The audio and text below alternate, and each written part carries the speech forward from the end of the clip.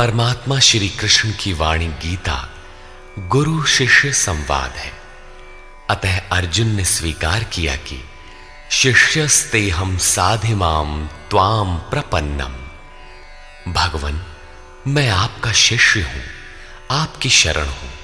मुझे वो उपदेश दीजिए जिससे मैं परम श्रेय को प्राप्त हो जाऊं। अतः उस परम गुरु के चरणों में गीता आरंभ करने से पूर्व ये स्तुति गुरु वंदना प्रस्तुत की जा रही है। ओम श्री सद्गुरुदेव भगवान की जय।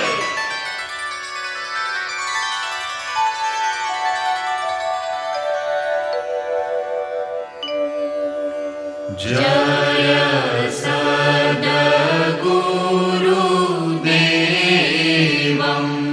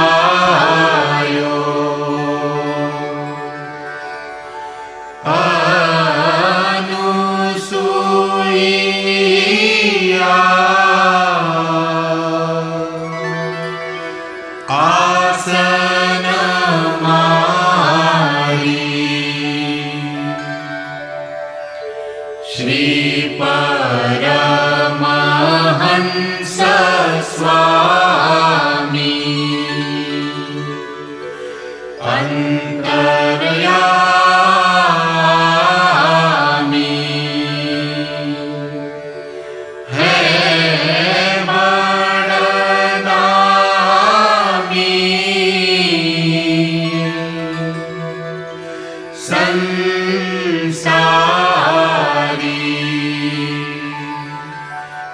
कंस नहीं तकारी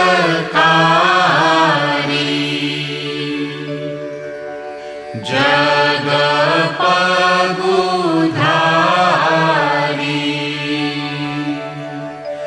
गर्व प्रहारी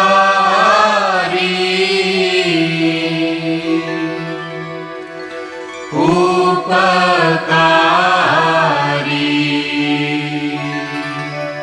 सत पंथ चलायो भरम मिटायो रूप लखायो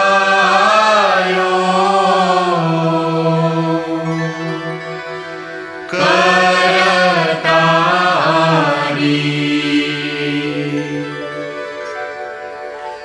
यह शिष्य है तेरो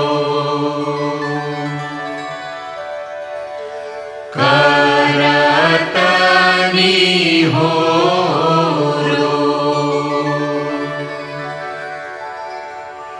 मोह पर हेरो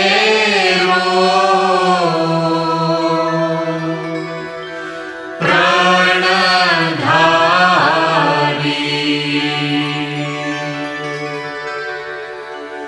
जय सद्गुरुदेवम्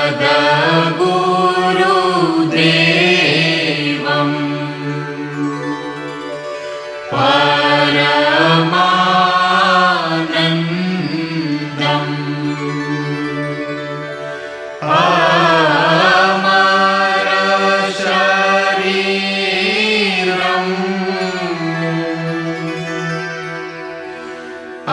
अविकारी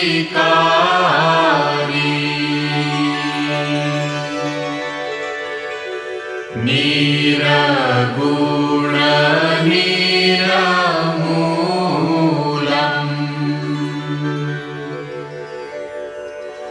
धरी स्थूलम्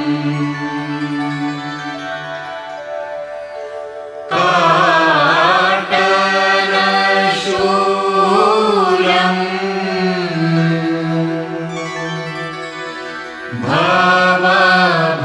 भवभारी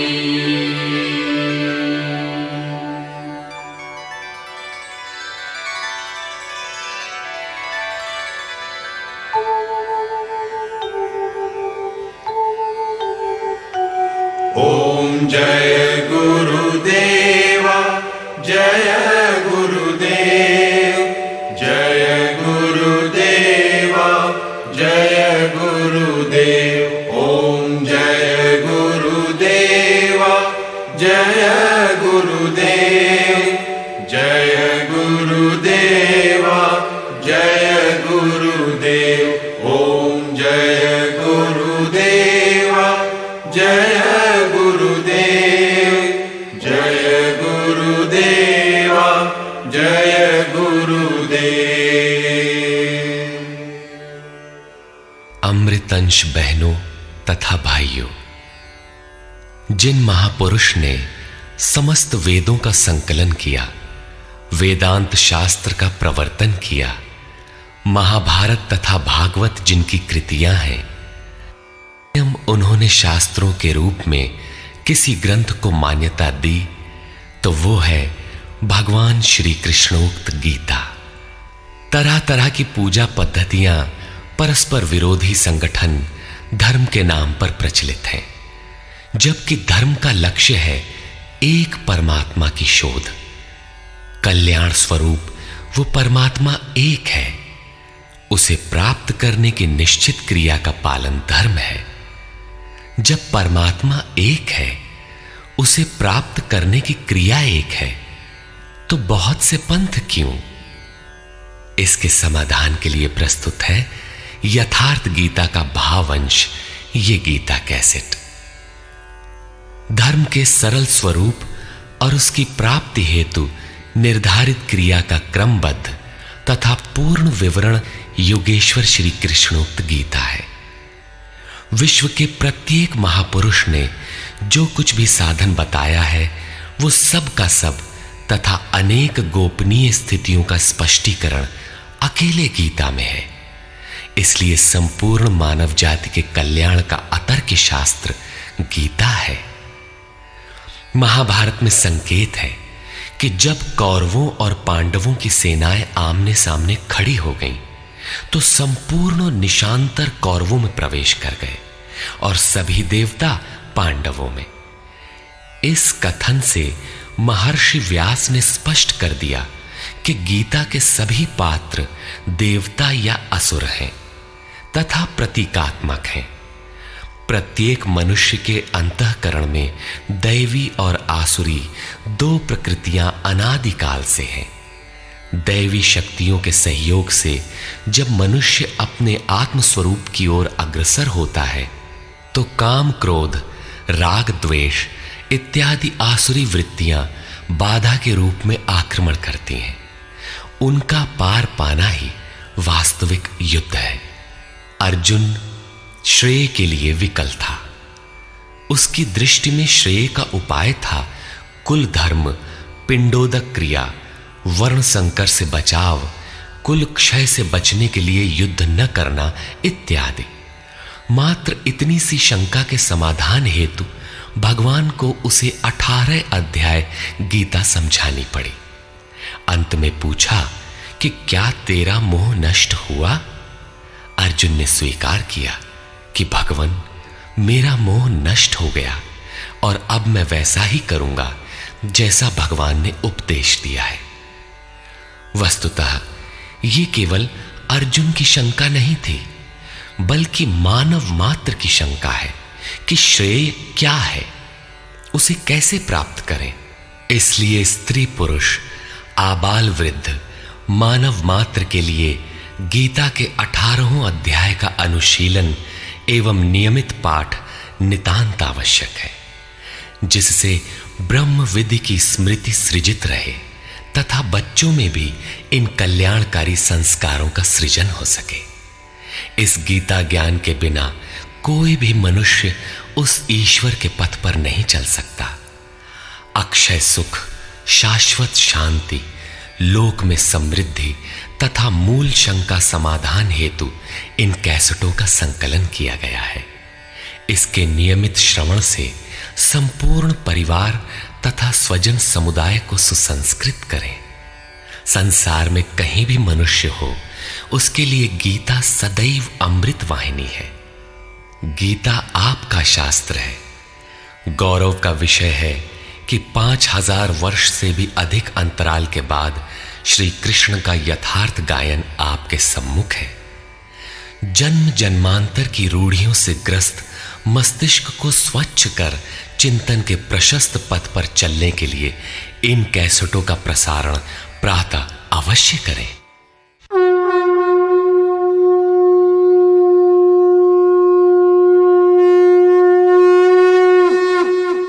ओम श्री परमात्मने नमः।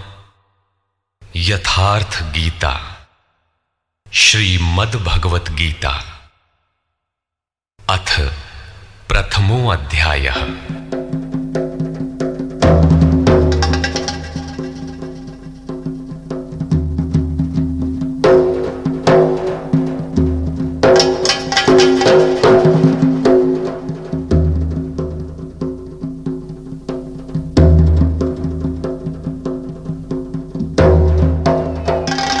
धृतराष्ट्र उवाच।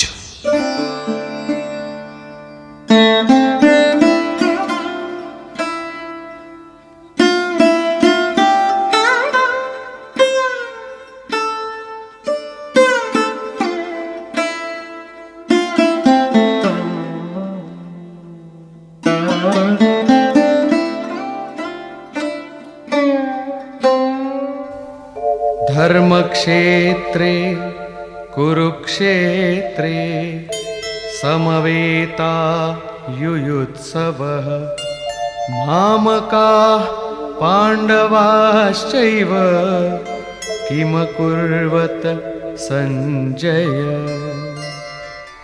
धृतराष्ट्र ने पूछा, हे संजय, धर्म क्षेत्र कुरुक्षेत्र में एकत्र युद्ध की इच्छा वाले मेरे और पांडु के पुत्रों ने क्या किया? अज्ञान रूपी धृतराष्ट्र और संयम रूपी संजय।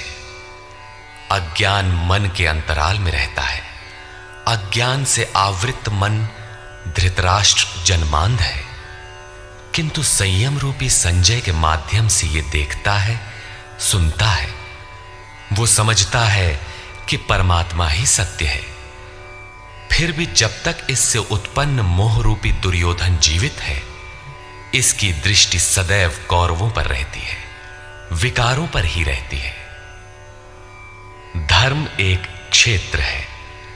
जब हृदय देश में दैवी संपत्ति का बाहुल्य होता है तो यह शरीर धर्म क्षेत्र बन जाता है, और जब इसमें आसुरी संपत्ति का बाहुल्य होता है तो यह शरीर कुरुक्षेत्र बन जाता है।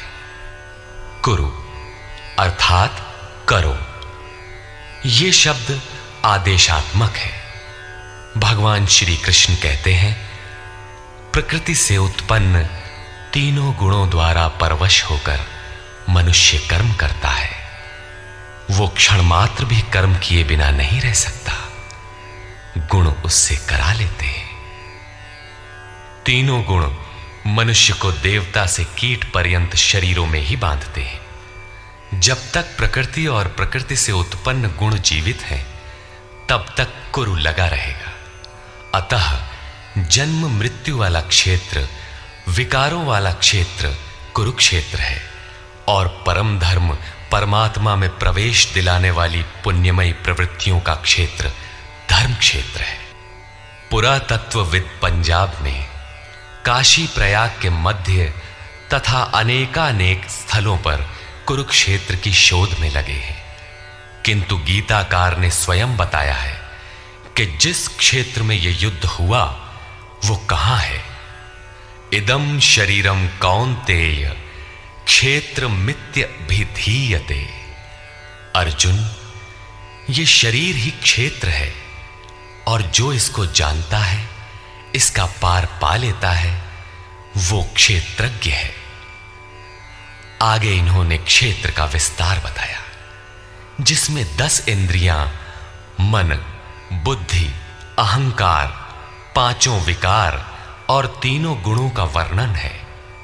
शरीर ही क्षेत्र है, एक अखाड़ा है। इसमें लड़ने वाली प्रवृत्तियां 2 हैं, दैवी संपद और आसुरी संपद। पांडु की संतान और धृतराष्ट्र की संतान सजातीय और विजातीय प्रवृत्तियां। अनुभवी महापुरुष की शरण जाने पर इन दोनों प्रवृत्तियों में संघर्ष का सूत्रपात होता है। यह क्षेत्र क्षेत्रज्ञ का संघर्ष है, और यही वास्तविक युद्ध है। विश्व युद्धों से इतिहास भरा पड़ा है, किंतु उनमें जीतने वालों को भी शाश्वत विजय नहीं मिलती। ये तो आपसी बदले हैं। प्रकृति का सर्वथा शमन करके प्रकृति से परे की सत्ता का दिग्दर्शन करना और उसमें प्रवेश पाना ही वास्तविक विजय है। यही एक ऐसी विजय है जिसके पीछे हार नहीं है। यही मुक्ति है जिसके पीछे जन्म मृत्यु का बंधन नहीं है। इस प्रकार अज्ञान से आच्छादित प्रत्येक मन संयम के द्वारा जानता है कि क्षेत्र क्षेत्रज्ञ के युद्ध में क्या हुआ। अब जैसा जिसके संयम का उत्थान है, वैसे वैसे उसे दृष्टि आती जाएगी। संजय उवाच। दृष्ट्वा तु पाण्डवानीकं व्यूढं दुर्योधनस्तदा आचार्यमुपसंगम्य राजा वचनमब्रवीत्।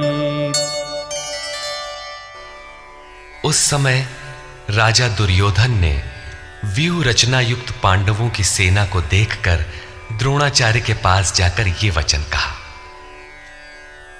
द्वैत के आचरण ही द्रोणाचार्य हैं। जब जानकारी हो जाती है कि हम परमात्मा से अलग हो गए हैं, वहां उसकी प्राप्ति के लिए तड़प पैदा हो जाती है। तभी हम गुरु की तलाश में निकलते हैं। दोनों प्रवृत्तियों के बीच यही प्राथमिक गुरु है। यद्यपि बाद के सद्गुरु योगेश्वर श्री कृष्ण होंगे, जो योग की स्थिति वाले होंगे। राजा दुर्योधन आचार्य के पास जाता है। मोह रूपी दुर्योधन। मोह संपूर्ण व्याधियों का मूल है। राजा है, दुर्योधन दुरु अर्थात दूषित, योधन अर्थात वह धन। आत्मिक संपत्ति ही स्थिर संपत्ति है। उसमें जो दोष उत्पन्न करता है वो है मोह। ये प्रकृति की ओर खींचता है और वास्तविक जानकारी के लिए प्रेरणा भी प्रदान करता है। मोह है तभी तक पूछने का प्रश्न भी है, अन्यथा सभी पूर्ण ही हैं।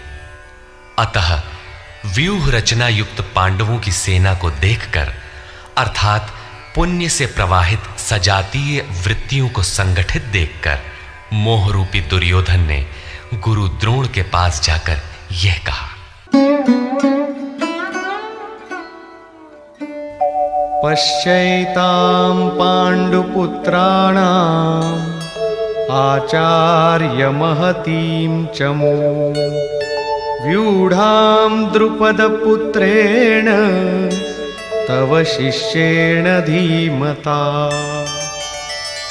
हे आचार्य, आपके बुद्धिमान शिष्य द्रुपद पुत्र धृष्टद्युम्न द्वारा व्यूहाकार खड़ी की हुई पांडु पुत्रों की इस भारी सेना को देखिए। शाश्वत अचल पद में आस्था रखने वाला दृढ़ मन ही धृष्टद्युम्न है। यही पुण्यमयी प्रवृत्तियों का नायक है। साधन कठिन न मन कर टेका। साधन कठिन नहीं, मन की दृढ़ता कठिन होनी चाहिए। अब देखें सेना का विस्तार।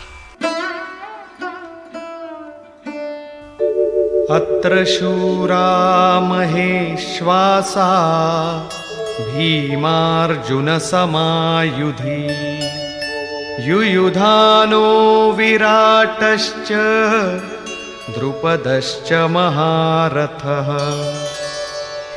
इस सेना में महेश्वासा, महान ईश में वास दिलाने वाले भाव रूपी भीम, अनुराग रूपी अर्जुन के समान बहुत से शूरवीर, जैसे सात्विकता रूपी सात्यकी, विराटः, सर्वत्र ईश्वरी प्रवाह की धारणा, महारथी राजा द्रुपद अर्थात अचल स्थिति, तथा धृष्टकेतुश्चेकितानः काशीराजश्च वीर्यवान् पुरुजित कुंती भोजश्च शैब्यश्च नरपुंगवः। धृष्ट केतु दृढ़ कर्तव्य, चेकितानः जहां भी जाए वहां से चित्त को खींचकर इष्ट में स्थिर करना, काशीराजः काया रूपी काशी में ही वो साम्राज्य है, पुरजित स्थूल सूक्ष्म और कारण शरीरों पर विजय दिलाने वाला पुरुजित, कुंती भोजः कर्तव्य से भव पर विजय, नरों में श्रेष्ठ शैव्य अर्थात सत्य व्यवहार। युधामन्युश्च विक्रान्तः उत्तमौजाश्च वीर्यवान् सौभद्रो द्रौपदेयाश्च सर्व एव महारथाः। और पराक्रमी युधामन्यु, युद्ध के अनुरूप मन की धारणा, उत्तमौजाः शुभ की मस्ती, सुभद्रा पुत्र अभिमन्यु। जब शुभ आधार आ जाता है तो मन भय से रहित हो जाता है। ऐसा शुभ आधार से उत्पन्न अभय मन, ध्यान रूपी द्रौपदी के पांचों पुत्र वात्सल्य, लावण्य, सौम्यता, स्थिरता, सहृदयता, सब के सब महारथी हैं। साधन पथ पर संपूर्ण योग्यता के साथ चलने की क्षमताएं हैं। इस प्रकार दुर्योधन ने पांडव पक्ष के 15-20 नाम गिनाए, जो दैवी संपद के महत्वपूर्ण अंग हैं। विजातीय प्रवृत्ति का राजा होते हुए भी मोह ही सजातीय प्रवृत्तियों को समझने के लिए बाध्य करता है। दुर्योधन अपना पक्ष संक्षेप में कहता है, यदि कोई बाह्य युद्ध होता तो अपनी फौज बढ़ा चढ़ा कर गिनाता। विकार कम गिनाए गए, क्योंकि उन पर विजय पाना है। वे नाशवान हैं। केवल 5-7 विकार बताए गए, जिनके अंतराल में संपूर्ण बहिर्मुखी प्रवृत्ति विद्यमान है। जैसे अस्माकं तु विशिष्टाये तान्निबोध द्विजोत्तम, नायका मम सैन्यस्य संज्ञार्थं तान् ब्रवीमि ते। द्विजोत्तम, हमारे पक्ष में जो जो प्रधान हैं उन्हें भी आप समझ लें। आपको जानने के लिए मेरी सेना के जो नायक हैं उनको कहता हूं। बाह्य युद्ध में सेनापति के लिए द्विजोत्तम संबोधन असामयिक है। वस्तुतः गीता अंतःकरण की 2 प्रवृत्तियों का संघर्ष है, जिसमें द्वैत का आचरण ही द्रोण है। जब तक हम लेश मात्र भी आराध्य से अलग हैं, तब तक प्रकृति विद्यमान है, द्वैत बना है। इस द्वि पर जय पाने की प्रेरणा प्रथम गुरु द्रोणाचार्य से मिलती है। अधूरी शिक्षा ही पूर्ण जानकारी के लिए प्रेरणा प्रदान करती है। वो पूजा स्थली नहीं, वहां शौर्य सूचक संबोधन होना चाहिए। विजातीय प्रवृत्ति के नायक कौन कौन हैं?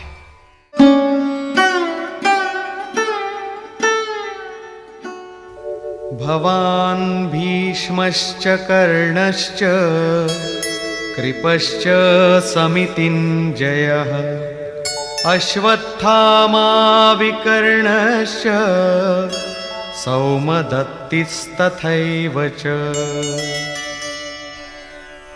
एक तो स्वयं आप द्वैत के आचरण रूपी द्रोणाचार्य हैं।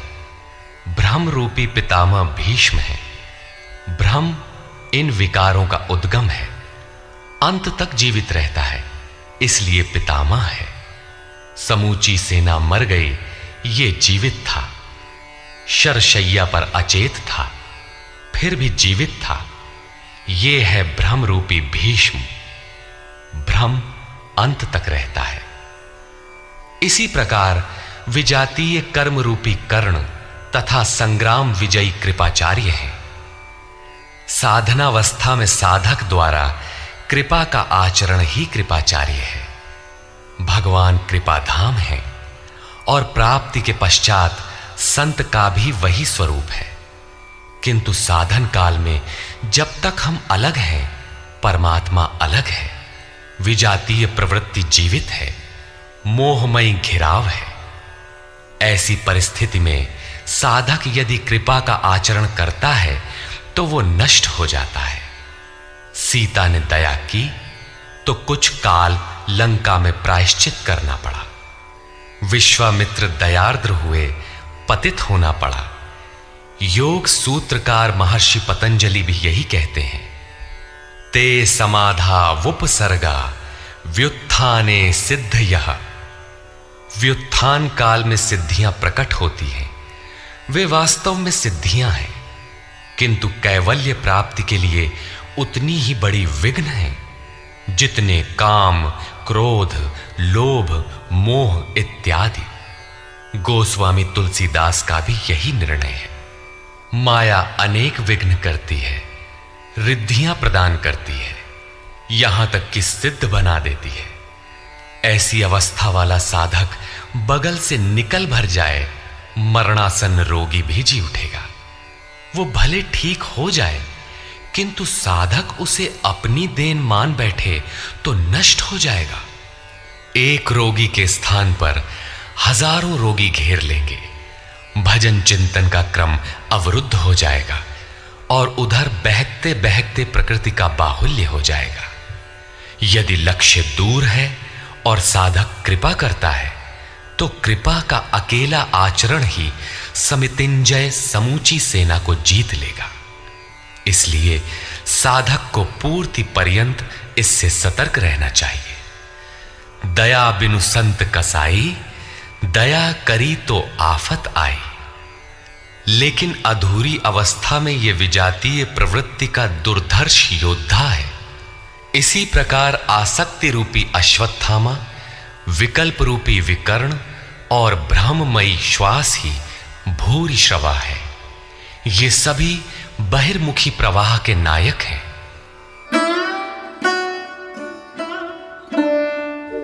अन्ये च बहवः शूराः मदर्थे त्यक्तजीविताः नानाशस्त्रः प्रहरणाः सर्वे युद्धविशारदाः। और भी बहुत से शूरवीर अनेक शस्त्रों से युक्त मेरे लिए जीवन की आशा को त्याग कर युद्ध में डटे हैं। सभी मेरे लिए प्राण त्यागने वाले हैं, किंतु उनकी कोई ठोस गणना नहीं है। अब कौन सी सेना किन भावों द्वारा सुरक्षित है, इस पर कहते हैं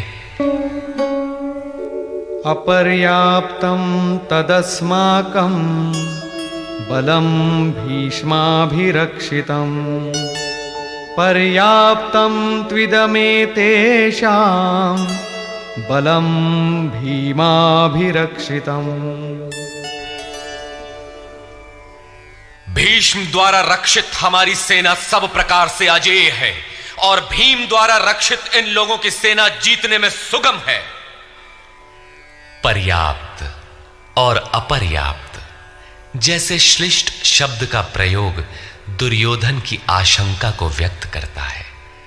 अतः देखना है कि भीष्म कौन सी सत्ता है जिस पर कौरव निर्भर करते हैं, तथा भीम कौन सी सत्ता है जिस पर दैवी संपद संपूर्ण पांडव निर्भर है। दुर्योधन अपनी व्यवस्था देता है कि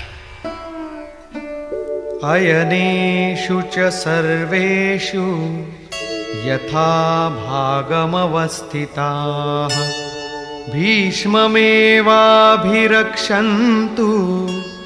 भवन्तः सर्व एव हि। इसलिए सब मोर्चों पर अपनी अपनी जगह स्थित रहते हुए आप लोग सब के सब भीष्म की ही सब ओर से रक्षा करें। यदि भीष्म हैं तो हम अजेय हैं, इसलिए आप पांडवों से न लड़कर केवल भीष्म की ही रक्षा करें। कैसा योद्धा है भीष्म, जो स्वयं अपनी रक्षा नहीं कर पा रहा है, कौरवों को उसकी रक्षा व्यवस्था करनी पड़ रही है। यह कोई बाह्य योद्धा नहीं, ब्रह्म ही भीष्म है। जब तक ब्रह्म जीवित है तब तक विजातीय प्रवृत्तियां कौरव अजेय हैं। अजेय का यह अर्थ नहीं कि जिसे जीता ही ना जा सके, बल्कि अजेय का अर्थ दुर्जय है, जिसे कठिनाई से जीता जा सकता हो। महा अजय संसार रिपु जीत सकई सो वीर। यदि भ्रम समाप्त हो जाए तो अविद्या अस्तित्वहीन हो जाए। मोह इत्यादि जो आंशिक रूप से बचे भी हैं, शीघ्र ही समाप्त हो जाएंगे। भीष्म की इच्छा मृत्यु थी, इच्छा ही भ्रम है। इच्छा का अंत और भ्रम का मिटना एक ही बात है। इसी को संत कबीर ने सरलता से कहा, इच्छा काया इच्छा माया इच्छा जग उपजाया। कह कबीर जे इच्छा विवर्जित ताका पार न पाया। जहां भ्रम नहीं होता वो अपार और अव्यक्त है। इस शरीर के जन्म का कारण इच्छा है, इच्छा ही माया है और इच्छा ही जगत की उत्पत्ति का कारण है। सो कामयत तदैक्षत बहुस्याम प्रजायेय इति। कबीर कहते हैं, जो इच्छाओं से सर्वथा रहित हैं, तिनका पार न पाया। वे अपार, अनंत, असीम तत्व में प्रवेश पा जाते हैं। यो कामो निष्काम आप्त काम आत्म कामो न तस्य प्राणा उत्क्रामंति ब्रह्म व सन ब्रह्माप्येति।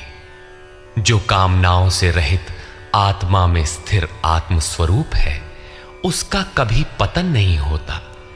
वो ब्रह्म के साथ एक हो जाता है। आरंभ में इच्छाएं अनंत होती हैं और अंततो गत्वा परमात्म प्राप्ति की इच्छा शेष रहती है। जब ये इच्छा भी पूरी हो जाती है, तब इच्छा भी मिट जाती है। यदि उससे भी बड़ी कोई वस्तु होती तो आप उसकी इच्छा अवश्य करते।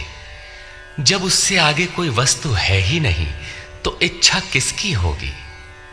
जब प्राप्त होने योग्य कोई वस्तु अप्राप्त न रह जाए, तो इच्छा भी समूल नष्ट हो जाती है और इच्छा के मिटते ही ब्रह्म का सर्वथा अंत हो जाता है। यही भीष्म की इच्छा मृत्यु है। भीम द्वारा रक्षित इन लोगों की सेना जीतने में सुगम है। भाव रूपी भीम, भावे विद्यते देवः। भाव में वो क्षमता है कि अविदित परमात्मा भी विदित हो जाता है। भाववस्य भगवान सुख निधान करुणा अयन। श्री कृष्ण ने इसे श्रद्धा कहकर संबोधित किया है। भाव में वो क्षमता है कि भगवान को भी वश में कर लेता है। भाव से ही संपूर्ण पुण्यमयी प्रवृत्ति का विकास है। ये पुण्य का संरक्षक है तो इतना बलवान कि परम देव परमात्मा को संभव बनाता है, किंतु साथ ही इतना कोमल भी है कि आज भाव है तो कल अभाव में बदलते देर नहीं लगती। इष्ट में लेश मात्र भी त्रुटि प्रतीत होने पर भाव डगमगा जाता है। पुण्यमयी प्रवृत्ति विचलित हो उठती है, इष्ट से संबंध टूट जाता है। इसलिए भीम द्वारा रक्षित इन लोगों की सेना जीतने में सुगम है। महर्षि पतंजलि का भी यही निर्णय है। स तु दीर्घ काल नैरंतर्य सत्कारा सेवितो दृढ़ भूमि। दीर्घ काल तक निरंतर श्रद्धा भक्ति पूर्वक किया हुआ साधन ही दृढ़ हो पाता है।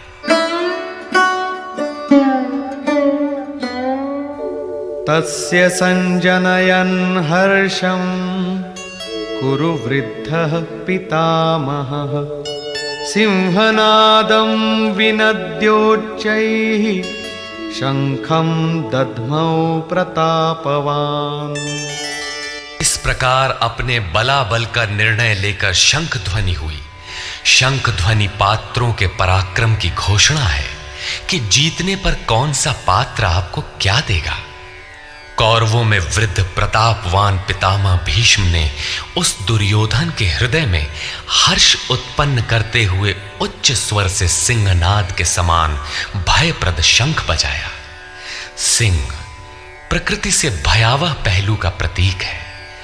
घोर जंगल के नीरव एकांत में शेर की दहाड़ कान में पड़ जाए तो रोंगटे खड़े हो जाएंगे, हृदय कांपने लगेगा। यद्यपि शेर आपसे मीलों दूर है। भय प्रकृति में होता है, परमात्मा में नहीं। वो तो अभय सत्ता है। भ्रम रूपी भीष्म यदि विजयी होता है तो प्रकृति के जिस भयारण्य में आप हैं, उससे भी अधिक भय के आवरण में बांध देगा। भय की एक परत और बढ़ जाएगी, भय का आवरण घना हो उठेगा। ये भ्रम इसके अतिरिक्त और कुछ नहीं दे सकेगा। अतः प्रकृति से निवृत्ति ही गंतव्य का मार्ग है। संसार में प्रवृत्ति तो भवाटवी है, घोर अंधकार की छाया है। इसके आगे कौरवों की कोई घोषणा नहीं है। कौरवों की ओर से कई बाजे एक साथ बजे, किंतु कुल मिलाकर वे भी भय ही प्रदान करते हैं, इससे अधिक कुछ नहीं। प्रत्येक विकार कुछ न कुछ भय तो देता ही है। इसलिए उन्होंने भी घोषणा की, ततः शंखाश्च भैर्यश्च पणवानकगोमुखाः सहसैवाभ्यहन्यन्त सशब्दस्तु मूलोऽभवत्। तदनंतर अनेक शंख, नगारे, ढोल और नरसिंहादि बाजे एक साथ ही बजे। उनका शब्द भी बड़ा भयंकर हुआ। भय का संचार करने के अतिरिक्त कौरवों की कोई घोषणा नहीं है। बहिर्मुखी विजातीय प्रवृत्ति सफल होने पर मोहमय बंधन और घना कर देती है। अब पुण्यमयी प्रवृत्तियों की ओर से घोषणाएं हुई, जिनमें पहली घोषणा योगेश्वर श्री कृष्ण की है।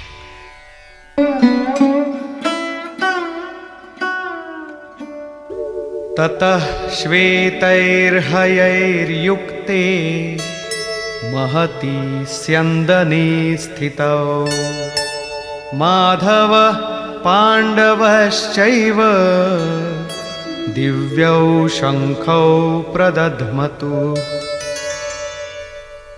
इसके उपरांत श्वेत घोड़ों से युक्त, जिनमें लेश मात्र कालिमा दोष नहीं है, श्वेत सात्विक निर्मलता का प्रतीक है। महति स्यन्दने, महान रथ पर बैठे हुए योगेश्वर श्री कृष्ण और अर्जुन ने भी अलौकिक शंख बजाए। अलौकिक का अर्थ है लोकों से परे, मृत्युलोक, देवलोक,